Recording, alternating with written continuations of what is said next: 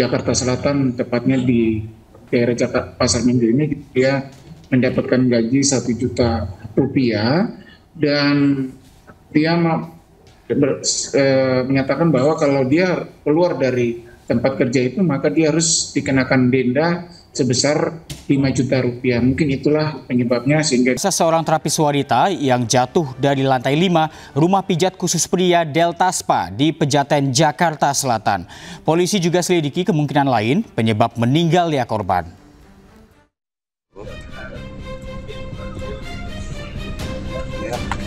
Di lahan kosong tak jauh dari Delta Spa Pejaten Barat, Pasar Minggu, Jakarta Selatan inilah warga menemukan jasad perempuan muda berciri kulit putih dengan rambut hitam. Korban yang masih di bawah umur itu ditemukan sudah terbujur kaku. 5 hari kemudian, polisi dari Satreskrim Polres Metro Jakarta Selatan menemukan fakta korban diketahui berinisial RTA. Korban tewas setelah terjatuh dari rumah pijat kebugaran laki-laki Delta Spa Pejaten. Ada dugaan loncat nggak sih Bang dari gitu? Dugaan sementara seperti itu, cuman kita masih meriksa para saksi yang ada di TKP, baik saksi-saksi yang menemukan korban pertama kali di TKP, sampai dengan saksi-saksi yang ada di sekitaran korban. Sementara itu, keluarga korban mengaku sebelum dilaporkan meninggal, korban sempat ingin pulang ke rumahnya di Indramayu. Namun niat korban terhalang oleh peraturan denda Delta Spa berupa uang jaminan sebesar 50 juta rupiah. Karena nggak sesuai sama perjanjian di Bali. Di Bali katanya kan gaji 5 juta, kok nyampe Jakarta malah 1 juta. Tuh. Terus kan adik saya kan istilahnya kan udah nggak betah lah intinya di sini tuh, mau pulang dulu tadinya. Cuma dari pihak Deltanya mungkin ngancam kalau belum 1 tahun membayar dendanya 50 juta.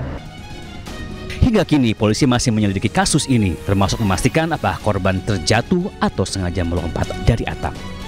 Tim Liputan iNews melaporkan.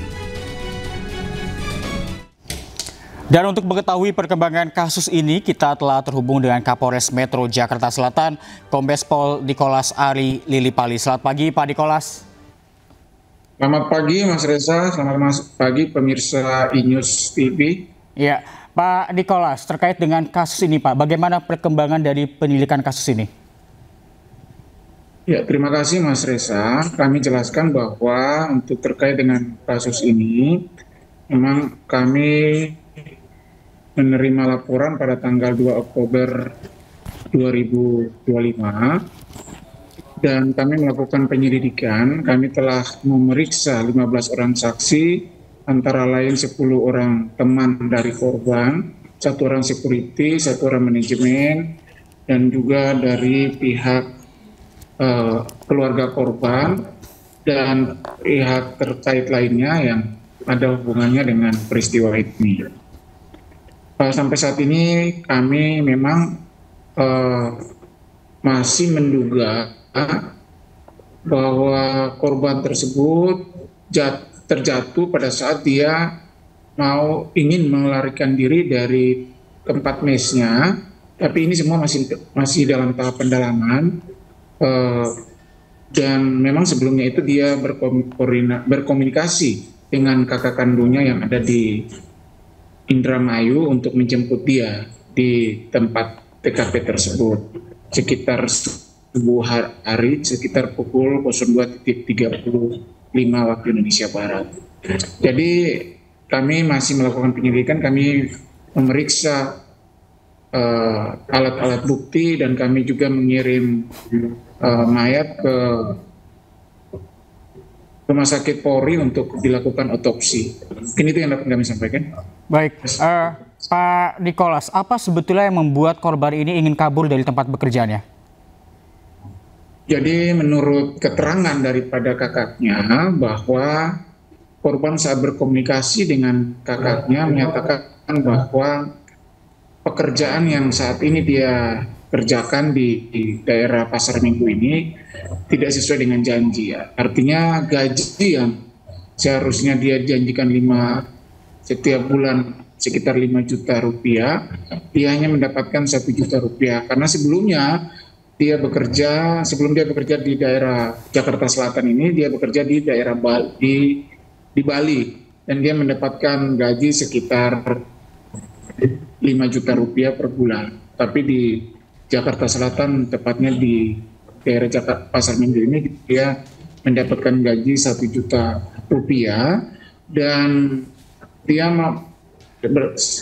menyatakan bahwa kalau dia keluar dari tempat kerja itu, maka dia harus dikenakan denda sebesar 5 juta rupiah. Mungkin itulah penyebabnya sehingga dia menelpon kakaknya untuk mau menjemput dia subuh hari, dan pada akhirnya dia mau melarikan diri dari mesnya yang ada di daerah Pasar Minggu. Pak Nicholas, kemudian tadi dikatakan bahwa korban ini terjatuh dari mes tempatnya tinggal, dan tapi kami juga mendapatkan informasi bahwa ada beberapa orang yang mendengarkan ada teriakan sebelum korban ditemukan. Apakah sudah diketahui Pak, teriakan itu karena ia dikejarkah atau berseteru dengan rekannya atau bagaimana, dan berapa orang yang sebetulnya tinggal di mes tersebut Pak?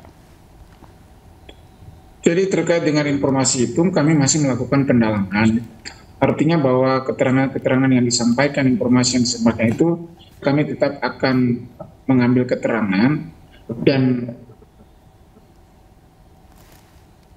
sesuai dengan olah TKP kan nggak bisa berasumsi ya. Kita kan sesuai dengan fakta-fakta dan hasil olah TKP. Memang ada jejak kaki, telapak kaki yang dari lantai 5 sampai ke lantai 3. Nah, dari lantai 3 terus di pinggiran di tembok itu tiba-tiba jejak kakinya hilang, dan akhirnya kita temukan juga di bawah ada dompetnya yang terpental atau lepas dari sakunya, mungkin dari tangan atau dari badannya, yang tidak, pada akhirnya kita untuk sementara masih melakukan penyelidikan pendalaman apakah ini benar dia terjatuh dari lantai 3 ataukah ada penyebab lainnya. Itu yang masih kita lakukan pendalaman terkait dengan hal ini. Baik, Pak Nicholas, untuk mengkonfirmasi apakah betul korban berusia 14 tahun Pak? Ya, sesuai dengan keterangan yang dari identitas korban dan serta dari keterangan kakak korban, dapat diketahui bahwa korban memang berusia 14 tahun 7 bulan. 14 tahun 7 bulan. Oke. Ya. Kemudian kami juga mendapatkan informasi bahwa ini keluarga korban ini melaporkan adanya dugaan eksploitasi anak di bawah umur. Apakah itu benar Pak? Sudah masuk laporannya? Iya, benar. Itu laporan yang sedang kita tangani, lakukan penyelidikan terkait dengan dugaan adanya eksploitasi anak atau terkait dengan Undang-Undang Nomor 35 Tahun 2000 tentang Perlindungan Anak, dan atau undang-undang terkait dengan tindak pidana perdagangan orang, Undang-Undang Nomor 21 Tahun 2007. Baik, terkait dengan untuk alasan sendiri korban meninggal ini, Pak Nicholas, apakah ada dugaan mengenai asmara juga, Pak? Wah, itu masih dalam pendalaman ya. Artinya kita masih melakukan penyelidikan lebih mendalam lagi, melihat alat bukti yang kita kumpulkan. Yang pada intinya untuk penyebab kematian kami belum bisa menentukan. Yang menentukan kan ahli. Ya, ahli untuk itulah jenazah masih dilakukan otopsi, dan kami menunggu hasil dari ahli forensik. Baik, terima kasih Kombes Pol Nicholas Arilipali, Kapolres Metro Jakarta Selatan atas informasinya. Kami terus tunggu update.